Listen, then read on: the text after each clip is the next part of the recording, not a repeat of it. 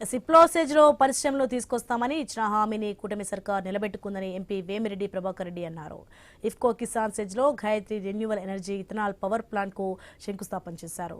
కొండబిట్రగుంట శ్రీ ప్రసన్న వెంకటేశ్వర స్వామి ఆలయ ప్రాంగణంలో కోనేరును ప్రారంభించారు. అనంతరం ఎమ్మెల్యేలు ప్రశాంత్ రెడ్డి, కావ్యకృష్ణారెడ్డితో కలిసి స్వామివారిని దర్శించుకుని ప్రత్యేక పూజలు చేపట్టారు.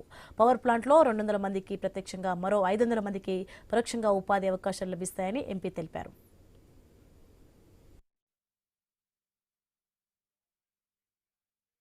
కిసాన్ సెజ్లో 370 కోట్ల పెట్టుబడితో ఎథనాల్ ప్లాంట్ రావడం చాలా ఆనందమైన దినమనాల. చెప్పిన తర్వాత నేను రకరకాలు ఇంతకుముందు అవస్థి అని నాకు చాలా పరిచయం, పాత పరిచయం. నాకు అతని దగ్గరికి పోయాను, అతన్ని కూడా చెప్పాను.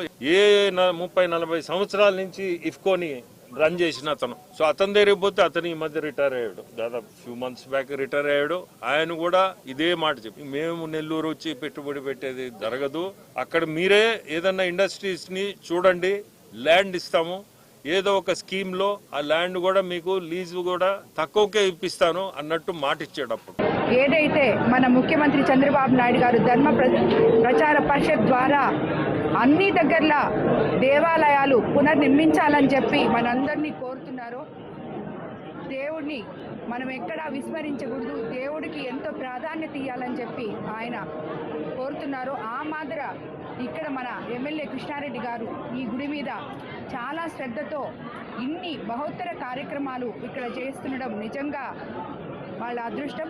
పుష్కరిణిని ఎంతో కాలంగా పెండింగ్లో ఉన్న పుష్కరిణిని 7 నెలల కాలంలో, రికార్డు కాలంలో 7 నెలల కాలంలో బ్రహ్మోత్సవాల సందర్భంగా పూర్తి చేసి రేపు వెంకటేశ్వర స్వామి పుష్కరిణిలో ఆయన తెప్పోత్సవ కార్యక్రమంలో పాల్గొనేటువంటి అవకాశం కలిగే ప్రత్యేకంగా కావలి, నెల్లూరు రాష్ట్ర ప్రజానీకం అందరి తరఫున వారికి ఒక కృతజ్ఞత తెలియజేస్తా ఉన్నాం. శ్రీ నారా చంద్రబాబు గారి ప్రభుత్వం వచ్చిన తర్వాత ఈ గుడిని అభివృద్ధి చేయాలనే ఒక దృఢ సంకల్పంతో ఎంతో మంది దాతల సహాయ సహకారాలతో ఈ రోజు ఈ గుడిని అభివృద్ధి చేసుకుంటూ పోతున్నటువంటి తరుణం. గతంలో బేదా మస్తానరావు గారు, అదే విధంగా వాళ్ళ సోదరుడు బేదా రవిచంద్ర గారు మన తెలుగుదేశం ప్రభుత్వంలోనే ఈ గుడిని పతనమైపోతున్నటువంటి ఈ ఉత్తర వైపు ఉన్నటువంటి గాలి గోపురాన్ని నిర్మించి ఎన్నో సేవా కార్యక్రమాలు, ఎన్నో అభివృద్ధి కార్యక్రమాలు చేశారు.